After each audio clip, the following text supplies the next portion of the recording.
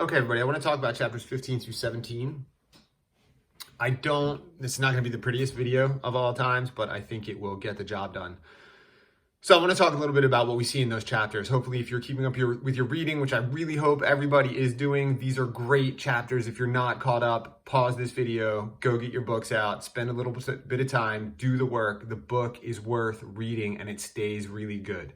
Don't drop the ball now. I know when we were in class, everybody was staying pretty up to date. I hope that is still the case now that we live in the world in which we live. So, chapter 15, he arrives in Pakistan to go and visit Rahim Khan. I just have a little tiny thing noted here at the beginning of the chapter. I tuned him out, he says, of the taxi driver as he arrives. I think that's just another indication of this guy that we're dealing with. I mean, it's typical Amir. He doesn't want to hear the updates about what it's like here. He doesn't want to hear anything he just wants to tune him out and focus on himself because he's Amir. The reemergence of Rahim Khan is hugely important. Obviously, Rahim Khan was sort of a father-like figure to him. If you think back earlier in the book, there are little moments like the picture that's hanging up where he's in Baba's arms, but it's Rahim Khan's finger he's holding onto. It's Rahim Khan who supports him with his writing. It's Rahim Khan who seems to be aware of what happened with Hassan and Amir sort of isolating him. And here it says, then a thing made of skin and bones, pretending to be Rahim Khan, opened the door. I think that's really interesting writing. I think the fact that he, instead of saying then a person made of skin and bones, he says a thing. I think that's meant to show us the distance and the shock that he feels when he sees him. It's been such a long time. Rahim Khan is so sick. He is so changed from the powerful person that he knew that he now becomes a thing, pretending to be Rahim Khan as opposed to Rahim Khan himself. And then we start to get into the first hints of the brutality that has been left behind in Afghanistan. And this, I think, speaks a little bit to why we just had the digression with Amir in America. There's so much in that where you see Amir's relative good fortune. He manages to find a wife who really loves him. He manages to become an author. He manages to get an education.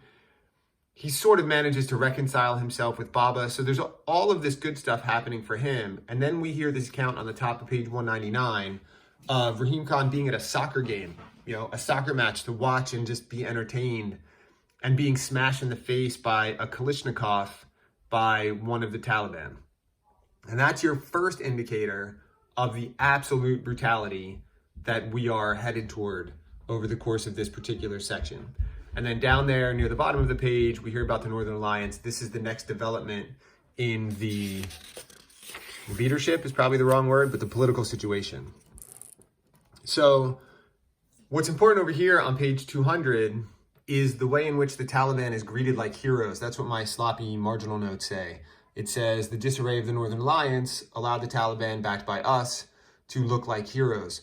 So think about that historically. Again, I'm not a big historian, but when you think about Adolf Hitler, for example, there was a lot going on in Germany at the time where things were in such a state of disarray, it allowed him to come to power and take advantage of that disarray.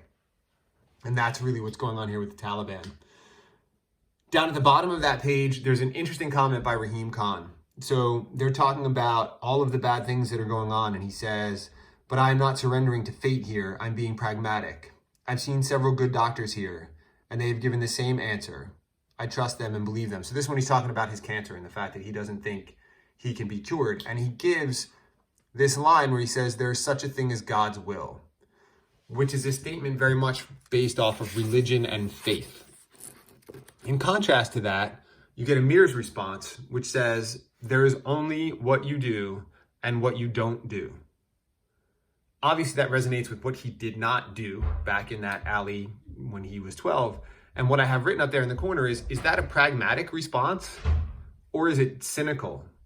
Because I think there's a lot of cynicism behind it. And then you have the reintroduction of Hassan. So we've been waiting for this. This is like Boo Radley in To Kill a Mockingbird. You take a character, you really get your audience invested in that character, and then you take that character away. And then we wonder, is that character coming back into the story? Where is that character now? What happened with that story? And so in To Kill a Mockingbird, you get the big reveal at the end when Boo Radley is revealed. You sort of have the same thing now here midway through the book with the reemergence of Hassan and the telling of his story, which we're going to get to in 16 and 17. So again, there's interesting things here that resonate back to the rest of the book. I wasn't sure you wanted to know, Rahim Khan says. Was I wrong? He asks.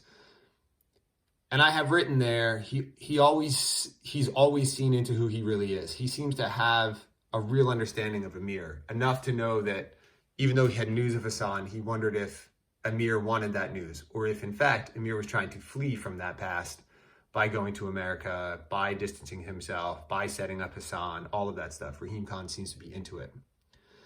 And then here's the first little clue. I'm going to ask something of you. Not I'm asking you now, I'm going to. I'm going to wait until the end of chapter 17 so that the suspense of that question, what it is I'm going to ask to you, can be spread out over those chapters. So chapter 16, I hope everybody noticed this. We actually switch narrators. It's a really, really interesting and really clever author choice for him to have Rahim Khan literally take over the narrative. This isn't being told from Amir's point of view for this chapter. It is Rahim Khan's voice that takes over the narrative. A book I really love, You Shall Know Our Velocity by Dave Eggers, does the same thing. If you're looking for a kooky, really interesting read, that's a good one, You Shall Know Our Velocity. But there's one narrator, and then partway through, his best friend takes over the narration and sort of tells a different account of things. It's really, really interesting. So he comments on how long it's been. It's been 10 years when he goes to find him. And when he finds him, he's still living in something that is no more than a glorified hut. So it's pretty typical Hassan. I mean, he still is the guy that we knew. And that he had lost a few of his front teeth. All I have written there is consider this and all the things that we take for granted. I think that's part of what Hussein is going for in this book, is to show Western civilization what it's like to be an Afghani, what it's like to live in a culture where you're not getting for tons and tons of people things like dental care. I mean, it's a tiny little detail, but I think a significant one. I have true love written there at the top because when he describes Farzana, Hassan's wife, it says, but she was looking at Hassan, he might as well have been sitting on the throne. So that's a representation of how much she seems to care for him and love him. So good for Hassan. We all feel good. This is so great. Hassan's back. Look at the great life he has. Then we hear the story of Ali being killed by a landmine. Notice the use of the literary device repetition. He says, he told me that Ali and his cousin, who had owned the house, had been killed by a landmine 2 years before, just outside of Bamiyan. A landmine, he repeats. So that repetition, senior trip just got canceled. It got canceled. I'm sorry. That's, you use that repetition to emphasize a point that you think is of great significance to you. And I am really sorry to hear that. I think they're canceling senior trip. That's a terrible, terrible bummer. Your father would walk around the house all day crying. This is a reference to the past closeness that he had with Ali. And then if you look up page 207, look at all the questions Hassan has about Amir, how much he cares about Amir. Were you married? Did you have children? How tall were you? Did you fly kites and go to the cinema? Were you happy? That's a really important one. And then he talks about wanting to pass on the letters. And this is when things really start to get interesting. Because number one, you have the top of page 208, which if you've read to the end of 17, you know what I'm alluding to here. If you haven't, pause the video and go read the rest of that chapter before you listen to anything else I say. But he says at the top of 208, Agassi was like my second father. God give him peace. Like my second father. Wink, wink, nudge, nudge. So then he asks him to come inside the house. And in typical fashion, and I have written wow over in the corner because I was so surprised by the fact that this still lingered, he would not. He said it was a matter of respect. He and Farzana moved the other things into the hut in the backyard where he was born. And then the same thing we've seen from him the entire time. What will Amir Aga think? What will he think when he comes back to Kabul after the war and finds that I have assumed his place in the house? And then in mourning for your father, Hassan wore black for the next 40 days. The next 40 days. How long did Amir mourn his own father? It doesn't seem for a very long time to me. And here is Hassan so wrapped up in the loss of Baba that he wears black in mourning for him for 40 days. Then you have the really, really sad passage of Farzana losing her first child, the return of Sanubar, which I think, again, down here in this paragraph, this brutal description of the state Sanubar is in when she gets back, I think is another commentary on the brutality of the Taliban. It doesn't say outright that it was the Taliban. It could be just some random violence, I suppose. But I think really that is another reference to the Taliban. And then you have her return, his running away, their reconciliation. And down here, I've written in the margins, the depths of his goodness. The fact that this kid, or man at this point, he came back the next morning looking tired and weary. This is page 210 at the bottom. Like he had not slept all night. He took Sanubar's hand in both of his and told her she could cry if she wanted to, but she needn't. She was home now, he said. Home with her family. He touched the scars on her face and ran his hand through her hair.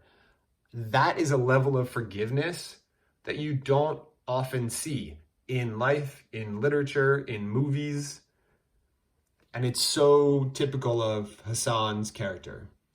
And then we get the birth of Sohrab. So here I have, when we hear his name, I have page 29. So if you go back to page 29, you get the story of Sohrab, which, just to remind you, it's not going to hold up real well.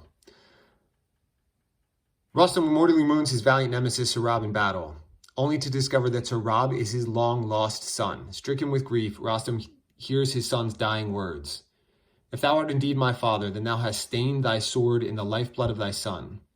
And thou didst of thine obstinacy, for I sought to turn thee unto love, and I implored thee of thy name.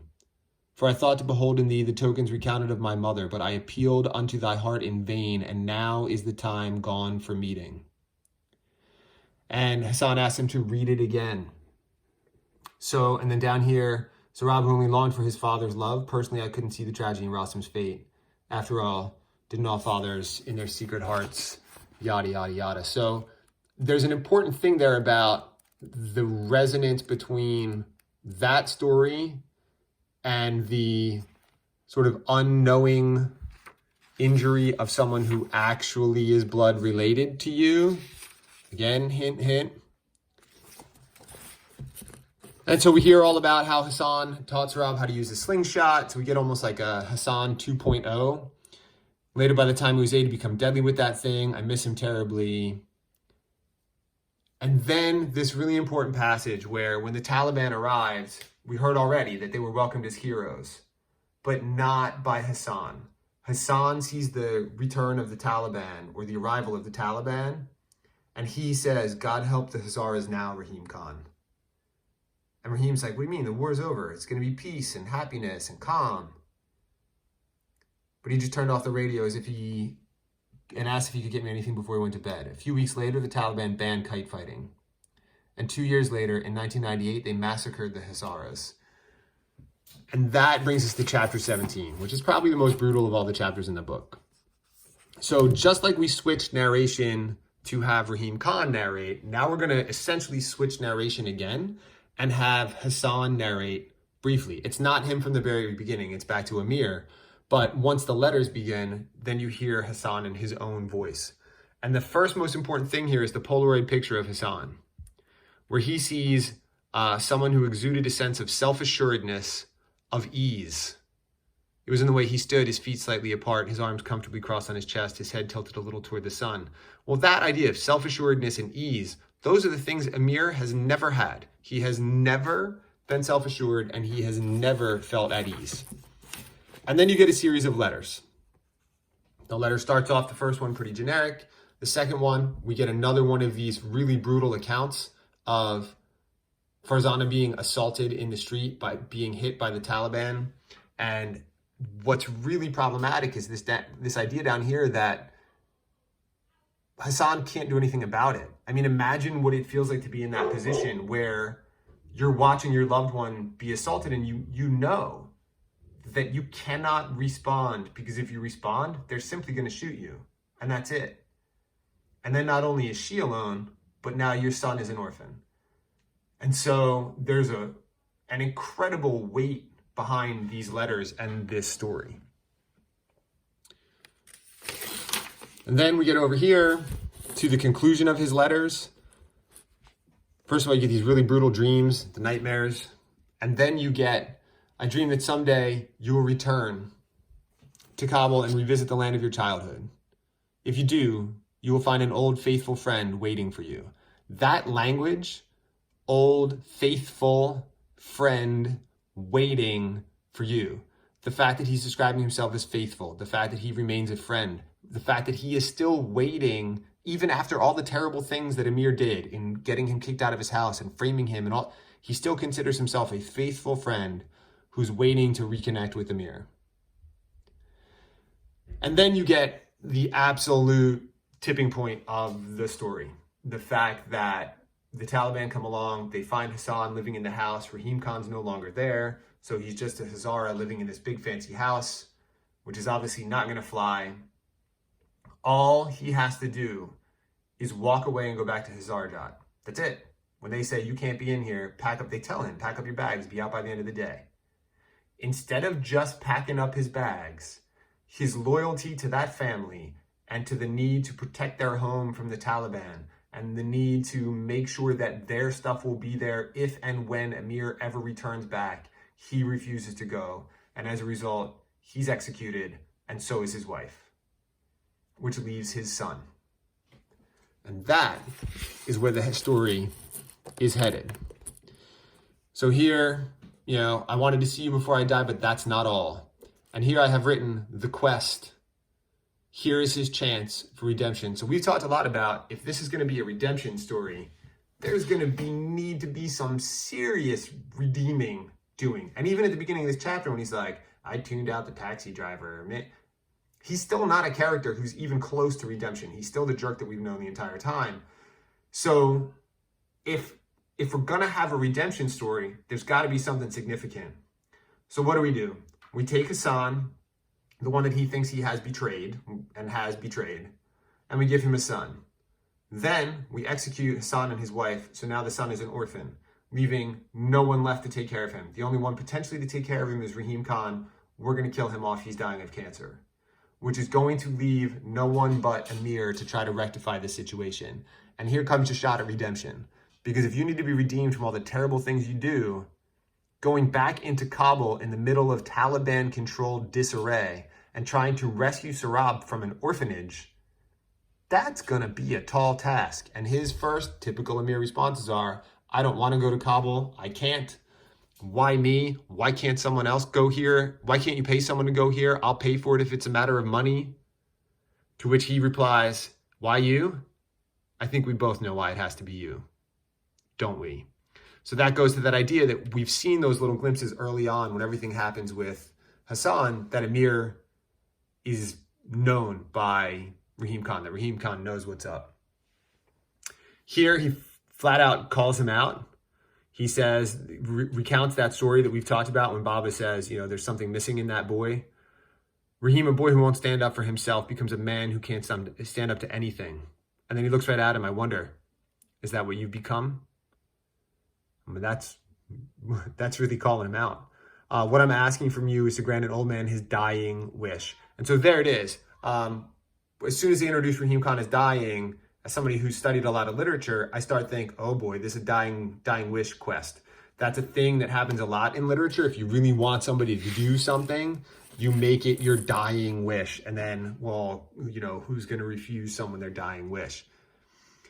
So then on these last 2 pages, you have to make sure you're a careful reader here. If you miss this, go back and read these pages again. He talks about the fact that Ali had another wife and they couldn't have any kids. And then she went off and got a new husband and they had kids, meaning she's fertile and capable of having kids.